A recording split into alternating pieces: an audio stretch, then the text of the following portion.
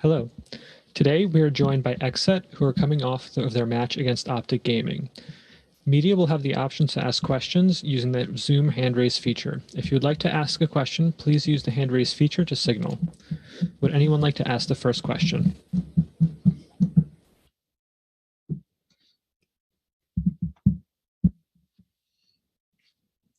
Are you talking to us? No, I'm talking to Thank you. the moderators. Sorry, the reporters. Here we go. Brian Bencomo from Nerd Street Gamers. Hello. So I wanted to know, you guys have obviously played OpTic a lot of times before, but this was the first time playing them in person. So what was that experience like? Did it affect you guys seeing them in front of you and hearing them? Is the question too specifically? The question is to anybody, but Def, if you have an answer, go for it. Sure. Yeah, we know OpTic definitely a super strong team. They've played a lot of games already, going from the groups.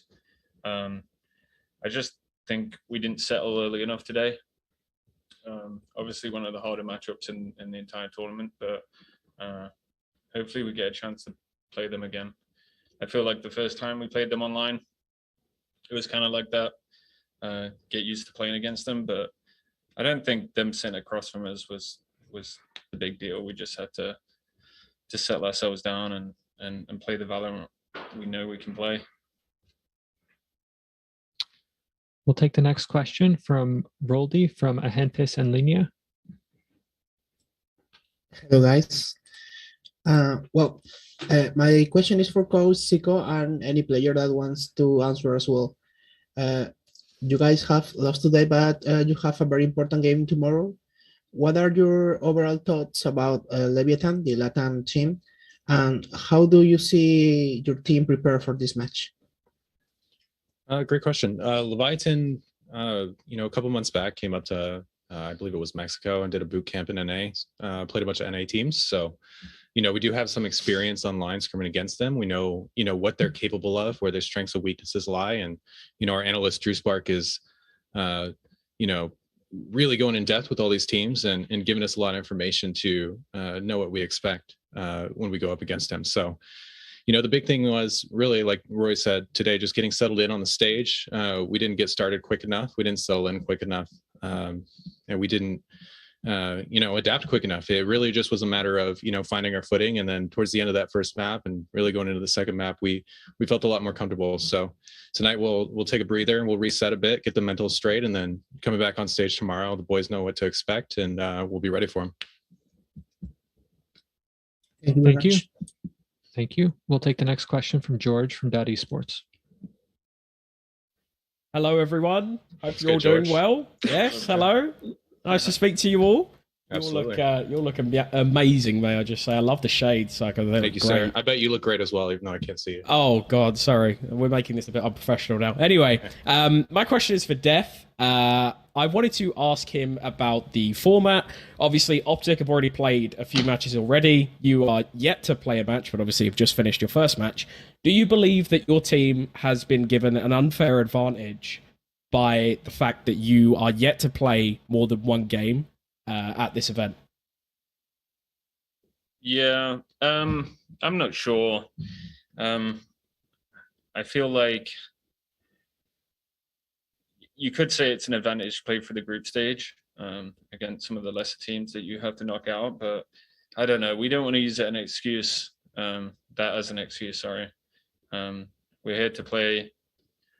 We have to beat OpTic regardless of how many games they've played this entire tournament. So I think going straight into playoffs can be bad for certain teams, especially teams with lesser experience at these events. But yeah, like I said, I don't want to use that as an excuse. We just have to run the lower bracket now and hopefully get to play OpTic again.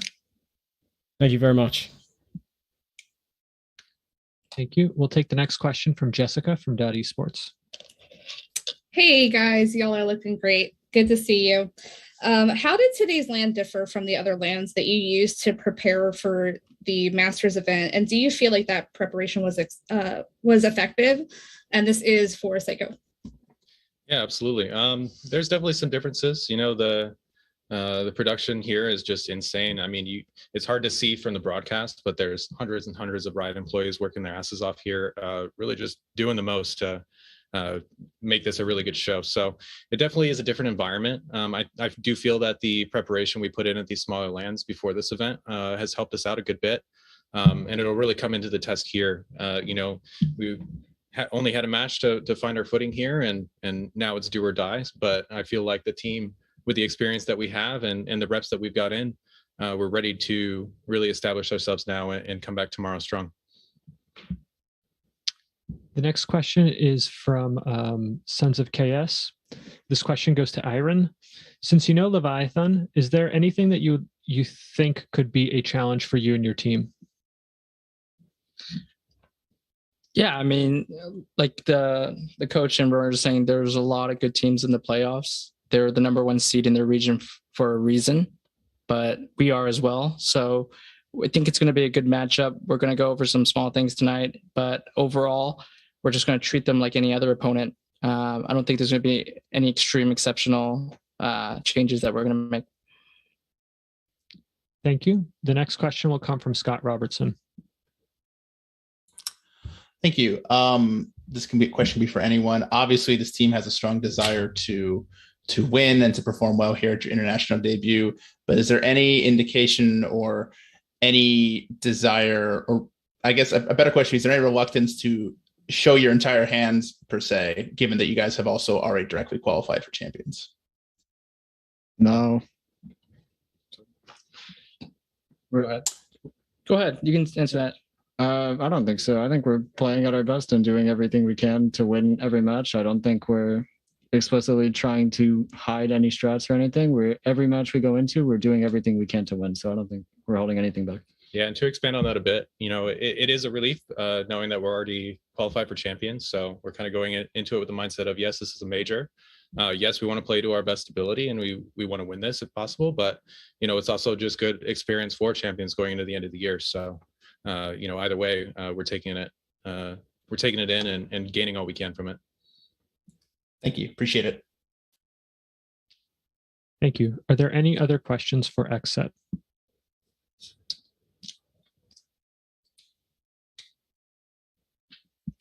Thank you. This will conclude the press conference with XSET. Thank you so much for taking the time to speak with us today. Thank you. Thank you, guys.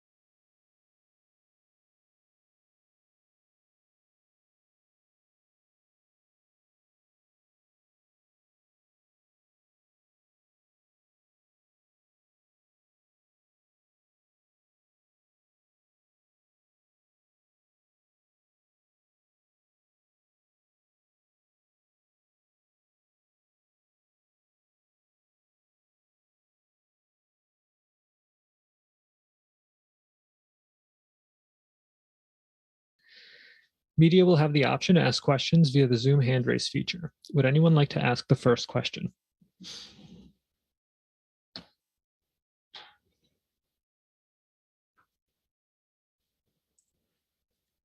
Here we go. We'll go with Michael Czar from Upcomer. Yeah, hello. I just wanted to ask, obviously, with this international land, yet again, you guys are facing DRX in the upper bracket. How do you guys feel heading towards that matchup once again? I've watched them a lot, and I think this time around they've come off less structured as before, which is a positive thing for them. And we've definitely scrimmed them a couple times during this event and have some familiarity with them from the past. So I think it's going to be a very tight match. I think the veto is going to be super important against that team, just because they have such a wide map pool, and hopefully we have a couple surprises for them as well that you guys will enjoy. We'll take the next question from George from .esports. Hello, everyone. How are we doing? I hope you're all well. Congratulations on the victory, may I just say. My question is for FNS. I believe you and Boaster have been playing incredibly well when it comes to individual performances as the in-game leader. Obviously, do you sort of recognize this, and do you believe there's any reason why you, as an in-game leader, are sort of stepping up to this next level of being this sort of fragging in-game leader? I attribute that to my teammates. I think I'm just like getting to play my game a lot more than I would have maybe before. I'm having to micromanage a lot less. When I do sometimes have to micro, it's still fine because most of them understand, or all of them understand exactly what to do at what times. The communication within the team, even when I'm not alive in the game, or like if I'm doing my own thing, if I'm lurking, is very, very good. And because of that, because that stress is taken off of me to micro a lot less, it allows me to just play my game. And I think that's the reason why. Perfect. Thank you very much, man. Yeah. Thank you. Are there any other questions for OpTic Gaming? We'll go with Brian from Nerd Street. Hello. Congrats again on the victory. There seems to be this sort of revenge narrative that's been building on the side of you guys, where people kind of come to expect you guys to beat teams that you have lost to before.